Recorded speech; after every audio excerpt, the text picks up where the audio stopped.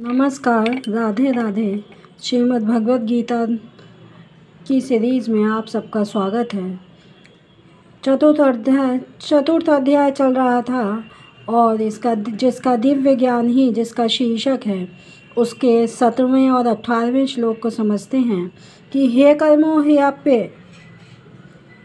ह्यपि बोधव्यम च विकर्मणा आकर्मणश्च बोधव्यम गहना कर्मणो गति। कि कर्मणो ह्यपि बोधव्यम माने समझना चाहिए, कि कर्म की बारीकियों को समझना चाहिए। कर्मणो ह्यपि बोधव्यम, किन ही माने निश्चित रूप से कर्म को समझना चाहिए। बोधव्यम च विकर्मणा, और विकर्म को भी जानना चाहिए। विकर्म को, वर्जित कर्म को भी जानना चाहिए। आकर्मणस्य बोधव्यम गहना कर्मणो गति, और अकर्म क्या है इसे भी जानना चाहिए। अकर्म क्या है, क्या चीज़ हमें नहीं करनी चाहिए, कौन से कर्म हमें नहीं करने चाहिए, ये भी जानना चाहिए, समझना चाहिए। गहना कर्मणो गति, क्योंकि कर्म की बारीकियों को समझना अत्यंत ही कठिन है, गहन है, कठिन है। इसलिए यदि कोई मनुष्य सचमुच ही भव बंधन से मुक्ति चाहता है, तो उसे कर्म, अकर्म और विकर्म के अंतर को समझना होगा। दूसरे शब्दों में, जिसने ये भली भांति जान लिया है, समझ लिया है, जिसने ये भली भांति समझ लिया है कि वह जानता है, तो वह जानता है कि जीवात्मा भगवान का नित्य दास है, और फलस्वरूप उसे कृष्ण भावना अमृत में भावित होकर ही कार्य करना है। कृष्ण भावना से भावित होकर ही उसे कार्य करना है। संपूर्ण भगवद गीता का यही लक्ष्य है।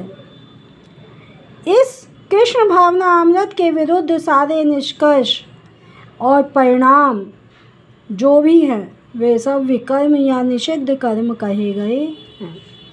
विकर्म या निषिद्ध कर्म कहे गए हैं। इसे समझने के लिए मनुष्य को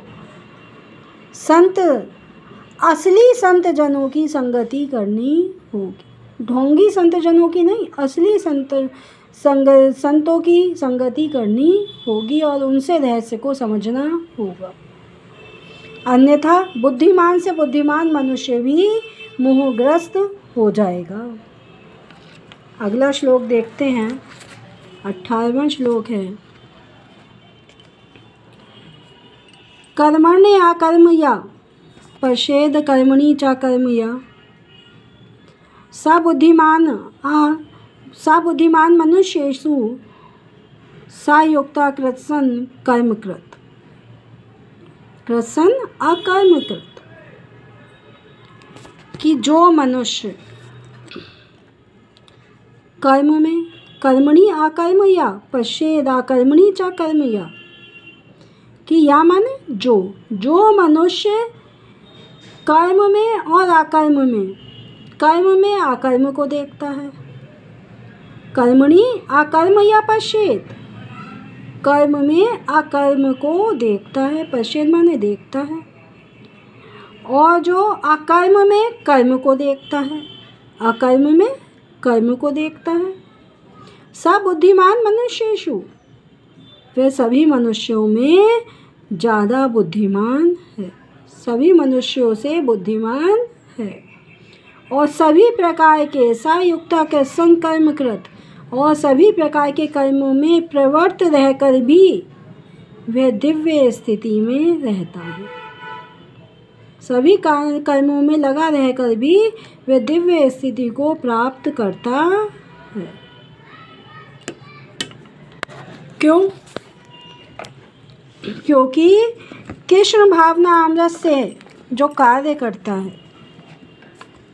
कृष्ण भावना अमृत में कार्य करने वाला व्यक्ति स्वभाव रूप से कर्म बंधन से मुक्त होता है, क्योंकि उसके सारे कर्म श्री कृष्ण के लिए ही होते हैं, भगवान के लिए ही होते हैं, ईश्वर के लिए ही होते हैं।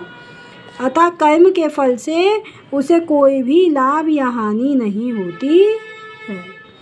इसलिए वह सभी तरह के कर्म में यद्यपि लगा रहता है, तब भी उसका कोई नुकसान नहीं होता है, क्योंकि वह सारे कर्म ईश्वर के लिए ही कर रहा होता है।